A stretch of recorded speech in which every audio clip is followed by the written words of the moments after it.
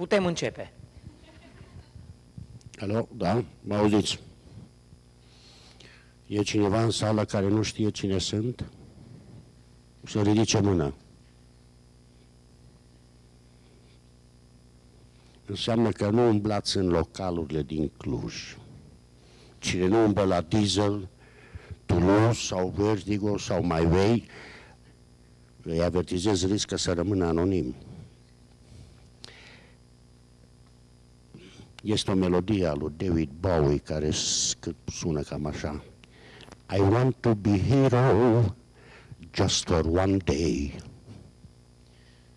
Un înțelept chinez, Lao Tse, e un citat, îi spune: o țară care are nevoie de eroi se află într-o situație deplorabilă. Dar haideți să o inversăm. O țară care nu are eroi riscă să rămână o țară necunoscută. Și o parte din eroi care reprezintă titlul acestui afer și Eroi Clujului inspiră pasiuni, am început să-i cunosc. Impresionant.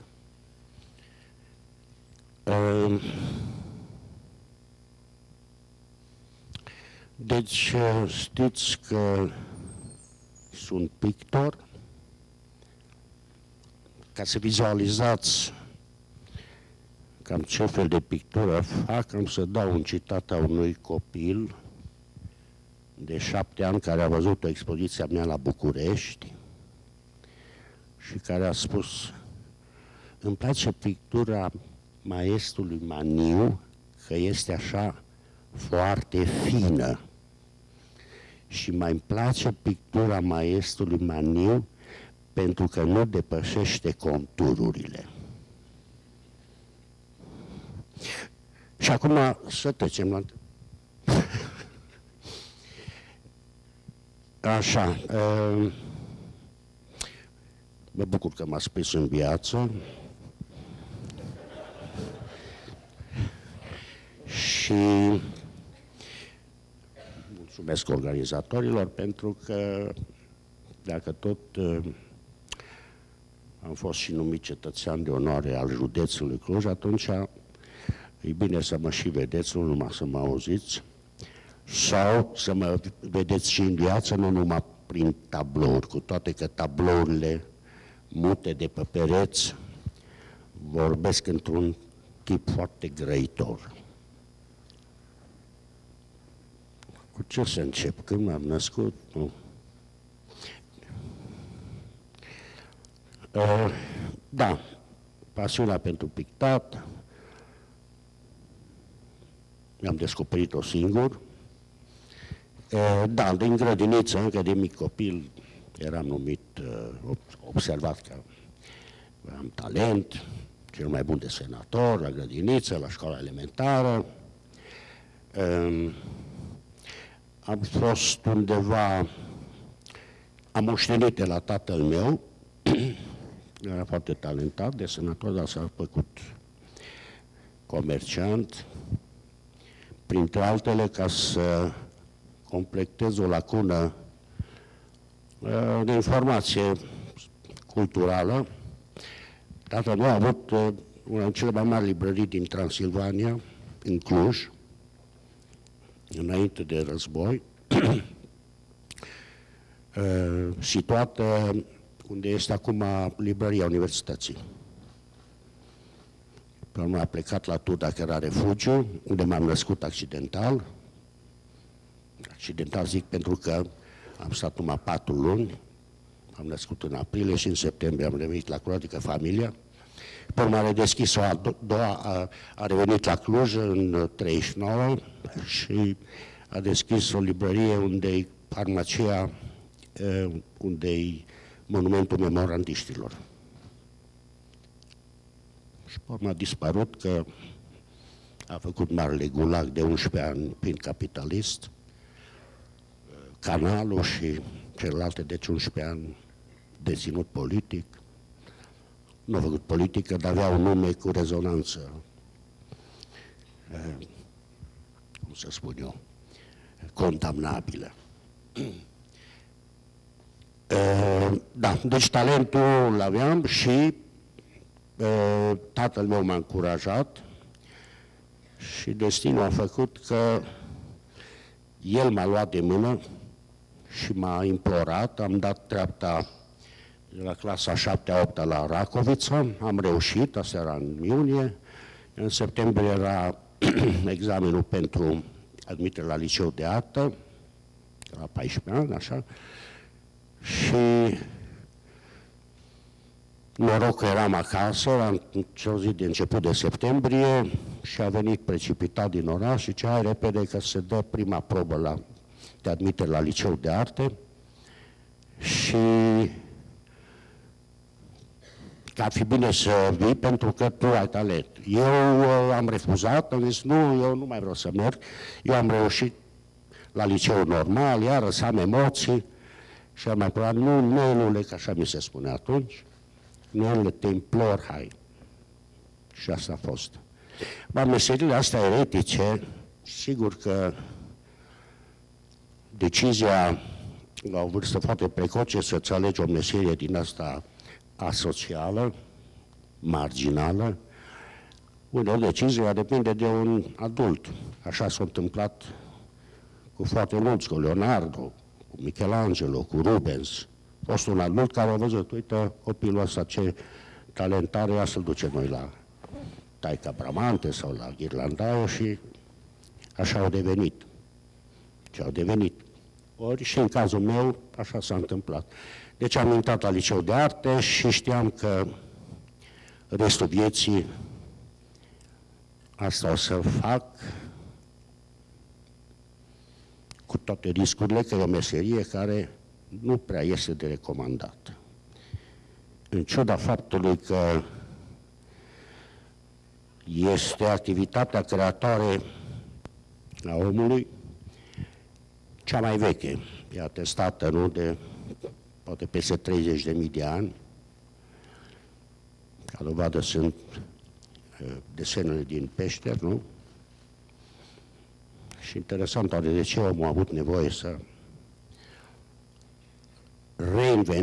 să revizualizeze, nu, să vizualizeze, să recreeze creația lui Dumnezeu Drăguțul. Dar probabil că Dumnezeu a avut nevoie, probabil, de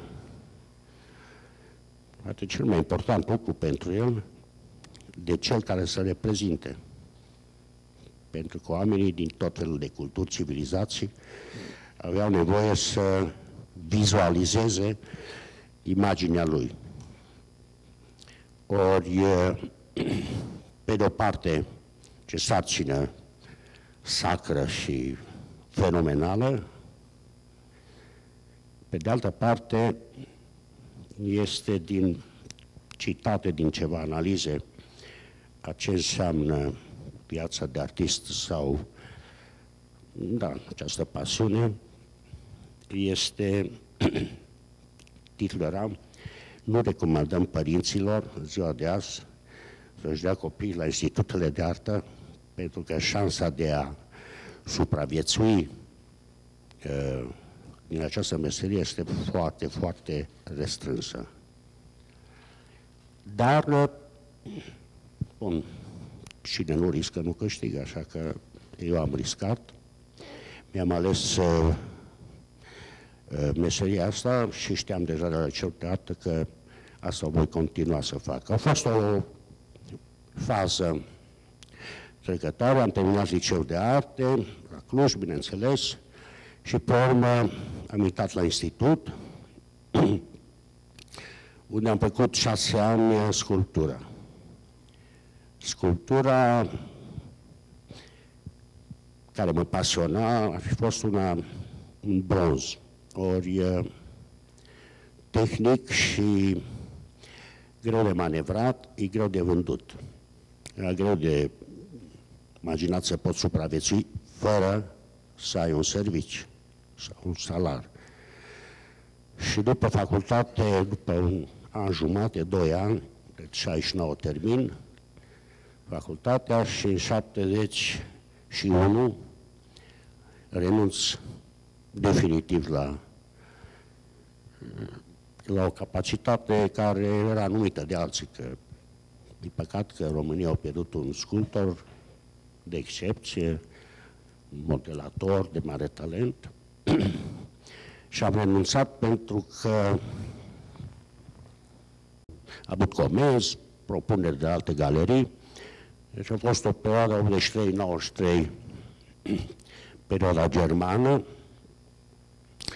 fost achiziții în colecții importante, societatea Volkswagen, care are o impresionantă colecție de artă contemporană, care a comandat o lucrare, o mare societate de asigurări Mannheimer Versicherung, unde sunt 3 lucrări, Muzeul Albrecht Dürer, care mi-a comandat o lucrare.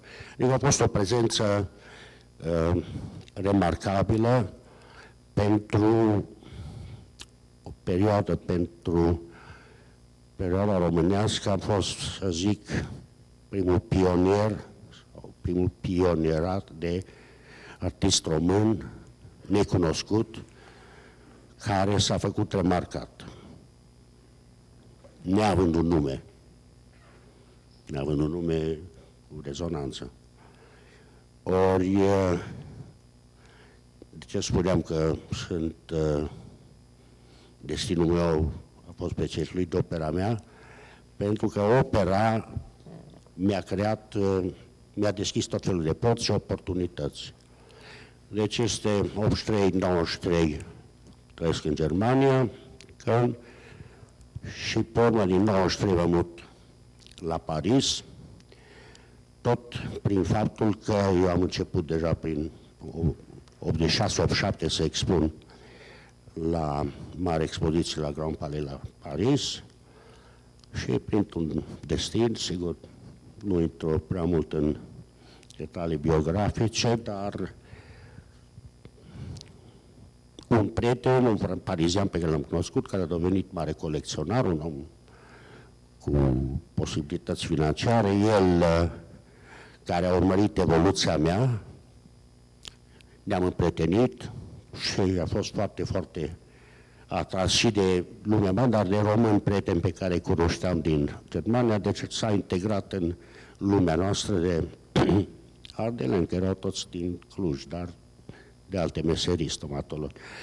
Acest om mi-a pus la dispoziție un apartament și mi-a spus: hai, mută-te la Paris, pentru că Parisul ar fi locul de unde poate să-ți apară acel salt. Și așa a și fost, pentru că după 2, deci 93, eram deja cunoscut, dar 96 mă găsește un galerist pe care eu de fapt îl căutam, dar el m-a găsit și care a fost sigur marea trambulină care m-a propulsat în lume, pentru că acest galerist, care avea o galerie în Paris și în Singapore, dar deschide pe urmă încă altele, deci un imperiu de 11 galerii în lume și așa tablourile mele au fost împrăștiate din extremul asiatic, Singapore până în America,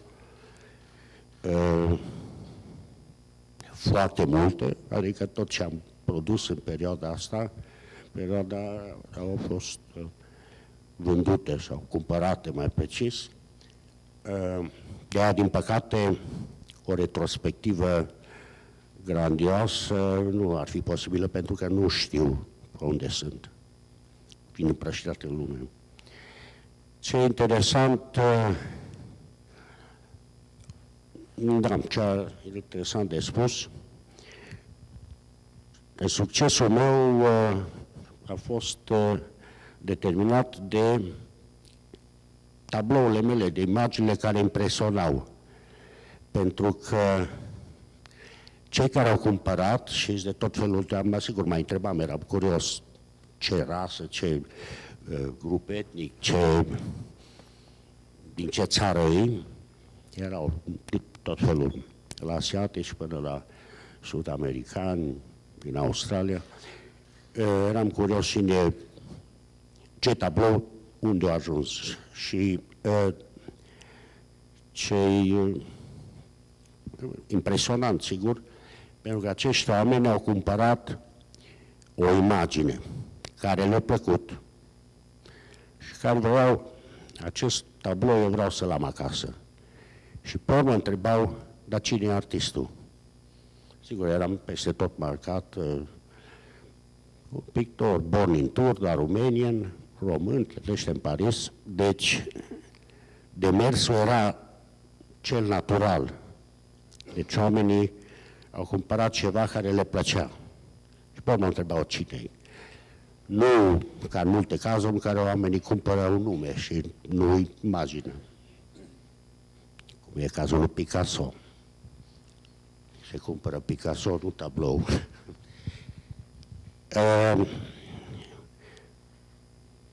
Așa, deci în acest context e o mică poantă, o impresionantă, sigur. Cineva a cumpărat un tablou în New York, de 2001, în luna august. Tabloul ajunge la Londra, pentru că cel care a cumpărat era un oarecare personaj din Londra. Tabloul ajunge la Londra, galeristul mă sună, era prin sfârșit de august, vezi că a ajuns tablou, un tablou de dimensiuni importante, 1,50 pe 1,80, dar și cu o sumă, $100.000. Tabloul ajunge la Londra și mă sună galeristul, vezi că a ajuns tablou la Londra, dar trebuie să te duci să-l cureți pentru că de la ambalaj s-au lipit ceva scame.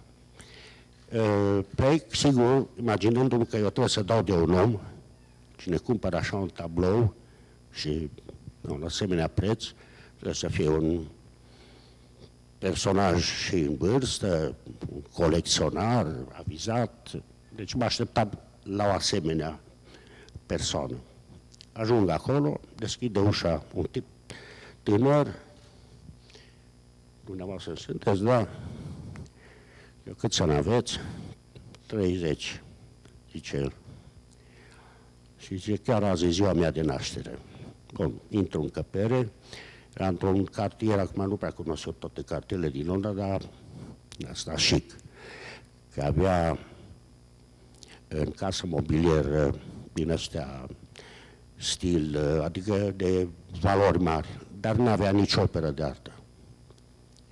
Și îl întreb, adică aveți o pasiune pentru artă, urmăriți activitatea galeriilor, cunoașteți muzeele? Deci eu n-am avut niciodată niciun interes, eu n-am fost în niciun muzeu și nici într-o galerie de artă.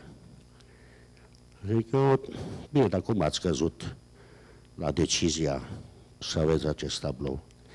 Deci m-am plimbat prin New York și am văzut tabloul, m-am așezat, am stat 2 ore în fața tabloului și am zis că eu acest tablou trebuie să-l am acasă. Zic eu, lăudabil, mă surprinde, zic că am mai cunoscut vreo 2 cazuri din astea. Deci oameni care nu au avut niciun fel de interes și care au cumpărat tablouri de ale mele. Zic eu, atenție că sunteți într-un mare pericol. Zice, cum așa? Pentru că nu o să vă mai placă niciun alt fel de pictor. Deci interesant cum straniu că oamenii au reacționat la, sau reacționează de vârste și de, cum să spun, nivele culturale sau intelectuale foarte diferite. Deci, dacă imaginea, în cazul meu, a lucrat atât de bine, sigur că e măgulitor sau pot să spun că mi-am împlinit un fel misiunea sau mi-am împlinit și chiar rolul de ambasador al culturii românești, al picturii românești în lume, pentru că peste tot, sigur că era marcat că eu sunt român, cu toate că între timp am devenit cetățean german, nu are importanță și am trăit și în Paris. Deci, chiar am fost numit cum cam o lună,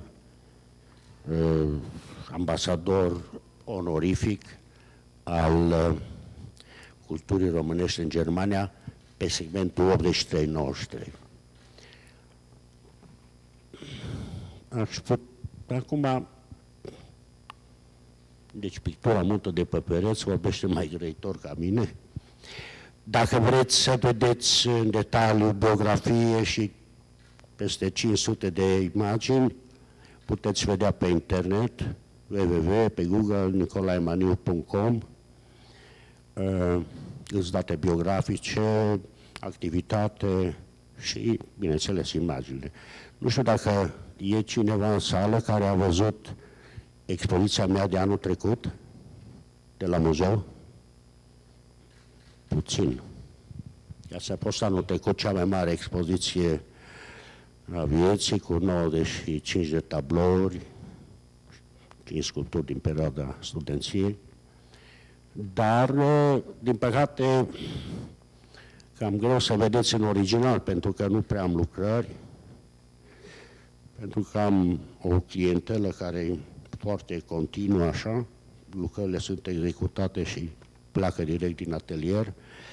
Nu știu când o să mai fac o expoziție, sigur, mai restrânsă în Cluj, undeva este undeva o obligație pentru concetățeni sau de patriotism local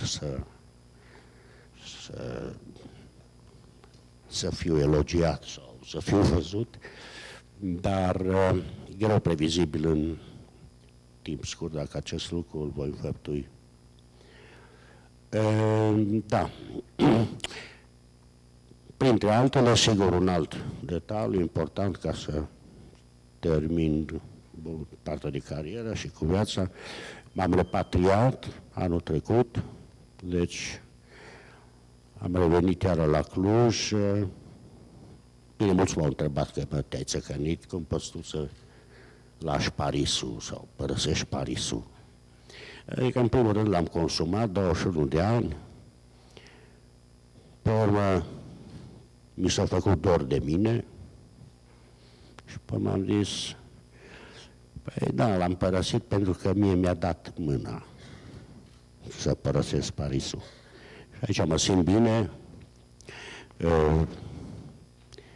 e un mare privilegiu pentru cineva care vagabondează în lume să ai o țară în rezervă și la care poți să revii. Acum sunt mulți care fac acest traseu. Nu câți tineri vorbesc toți. Vreau să plec, sigur, situația nu mai să o descriu eu, dar în cazul meu, sigur că sunt fericit aici, mă simt bine. Am mai zis odată, într-un alt context, cu asta și termin, este tot un citat din tibetan, zice, fii atent ce cuvinte rostești, că poți să devii robul cuvintelor care le-ai rostit. Îmi asum acest risc și vă spun, stimat auditoriu, eu vă iubesc. Mulțumim frumos domnului Nicolae Maniu. Luați loc alături de noi, așezați-vă unde vă simțiți confortabil. Vreau să întreb tineretul de toate vârstele dacă are întrebări pentru domnul Maniu. Se așează lângă microfon, deci acolo. Vă rog.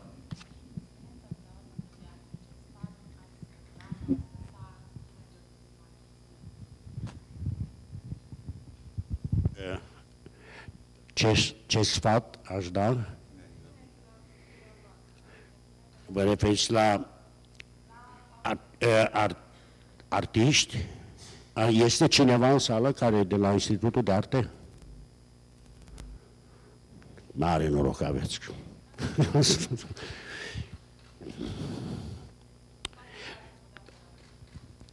Ce sfat? Cine se crede că e capabil și ar vrea să facă ceva și nu-i place aici sau nu vrea să plece, pentru că devine standard acestei țări și până revine sau nu mai revine. Dar lucrurile încep să se schimbe. Sunt foarte mulți care, am o statistică, care au plecat și vor să revină pentru că fetele sunt frumoase în România, deci motivul e. Și e frumoasă țara, acum cu tot ce se întâmplă, bun, e un pasaj. Deci sfatul este, trebuie să îndrăznești. Cristofor Columb a plecat, a crezut că ajunge în India, a ajuns în America, a îndrăznit. Deci ce-a vrut și ce-a ieșit. Deci e o aventură. Acum, avantajul este că în timpurile astea, vorbesc, timpurile mele au trebuit să merg și să rămân. Acum lumea e deschisă, adică această mesagerie care o fac, asta e extraordinară. Sunt români care au niște rezultate fenomenale în tot fel de țări de care nu prea se vorbește la televiziune.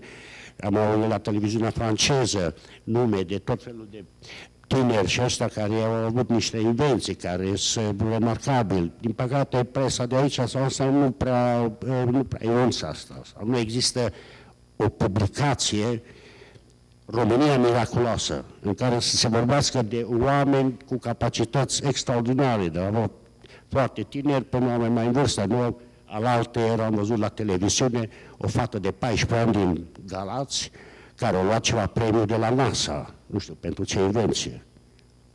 Deci, ce sfat să le dau? Îndrăznească. Îndrăznească. Mulțumim mult!